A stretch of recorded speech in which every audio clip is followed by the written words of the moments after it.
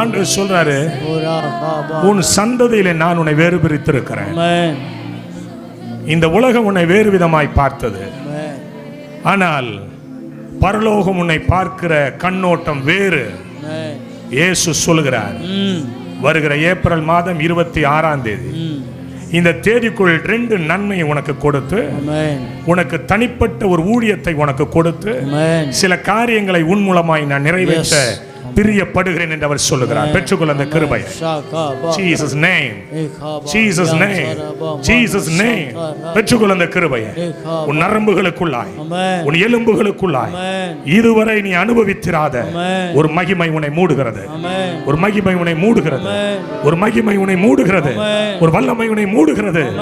ஒரு கிருபை உன்னை கவை பிடிக்கிறது. கவை பிடிக்கிறது தேவ கிருபை.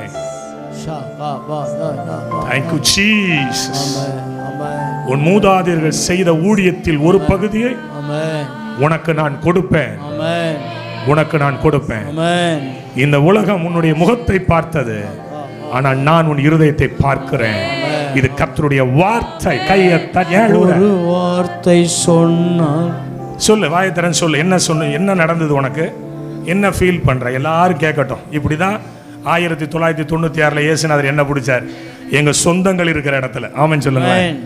சொல்லு தம்பி, என்ன நடந்தது உனக்கு? ஏன் அழுவுற? தானாவே தண்ணி வருது. சரீரத்தில் என்ன உணர்ந்த? ஷாக் அடிச்ச மாதிரி. இதுக்கு முன்னாடி இப்படி உணர்ந்துருக்கிறியா? உன்ட்ட நான் எத்தனை தடவை சொல்லியிருக்கிறேன், ஏசப்பா உன ஊழியத்துக்கு அடைச்சிருக்கிறாரான்னு. ஆனால் நீ வந்ததே இல்லை.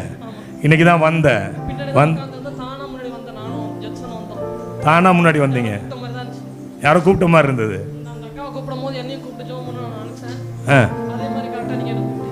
கையை தட்டி